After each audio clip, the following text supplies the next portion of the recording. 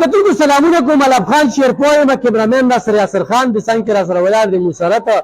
را روان دلته کې محمود جان عمرزه یحیی جان ساحل کیدای شي شاید چې دا اخرنۍ روژه وي روژه کې هم غټې وریجې ښه په دړادړ سره ورکړې په دړادړ سره او په دغه غټو وریجو باندې خلکو ډېر ویوز هم واخیستل او خلکو چې کوم دی نو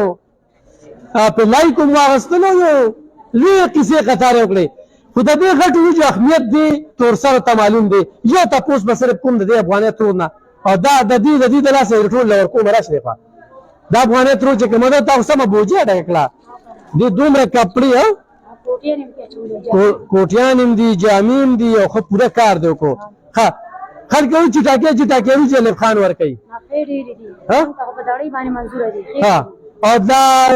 کمبل هم میلاو شو کپړې هم میلاو شي بچیانو ته کپړې میلاو شي هغې خلکو ته به څه میسیج ورکړې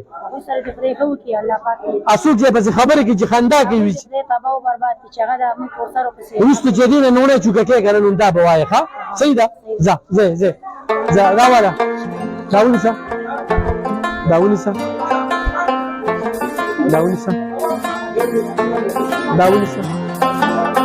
دا ونیسه دا ونیسه دا ونیسه دا ونیسه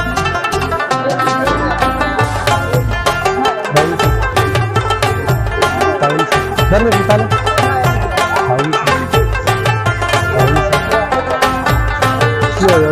yo restare su yo bani ha yo bani tu ma wa ha tu de ha yo bol yo ha yo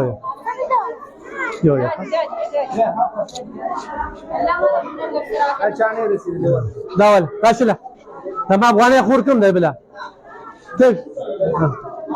راشي فدا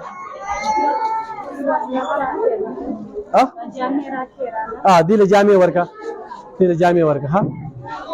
ها ګان کوتونکو ان شاء الله دغه سلسله مخ وړاندې رواني د وجوب دویم دغه کې بیا راځو په داخلي ورځ ده ذکر د خالي نس کې به څه خبره رالی بل درته وایو صرف په یو ویډیو کې تاسو ګورئ چې خور ته کم ځای او هغه لمړي جوړ کړی او بس صرف خبره نه ونه د خلکو ته همدا شانت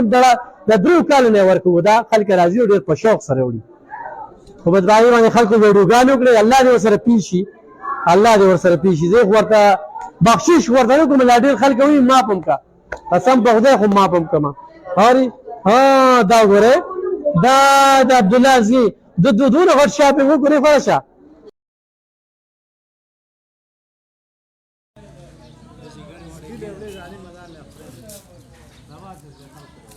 کتونکو سلامونه کوم اخیرنۍ ماښامې دي نهشتمه روژه ده کې شاید چې سبا اختر وي او بیا غټې روژې د 400 او بیا د الب خان شیرپو ویلفیر فاونډیشن د سوري لاندې چې روزانه دغه 2 دیګه تقسیمیږي سړو ته بیلې او ښځو ته بیلې او دې کې چې کوم دی نو تعاون دی موږ سره د بیرسټر عمر بختیار خان او خالد بختیار خان ګرانو کتونکو دا موږ د کلونو راسې تقسیم کوو د کلونو راسې خو دې کال کې په 14مه روژه باندې یو 2 منټه ویډیو وایرل شوه چې هغې کې موږ د زنانانو تپوس کړی دی چې تاسو د کوم ځای او تاسو د کوم ځای هغې کې د بدقسمتۍ نه یو 3 جینکۍ وي بس هغه ویډیو چې کومه ده په لونډو لپاړو باندې هغه خلک چې ټیک ټاک او دې ته ناست دي په هغې باندې ډېره عجیبه ولګېده چې دې کې خو ویوز ډېر زیات دي هغه فتنه چې کومه ده نو هغه فتنې په وجه باندې هغه سیسټم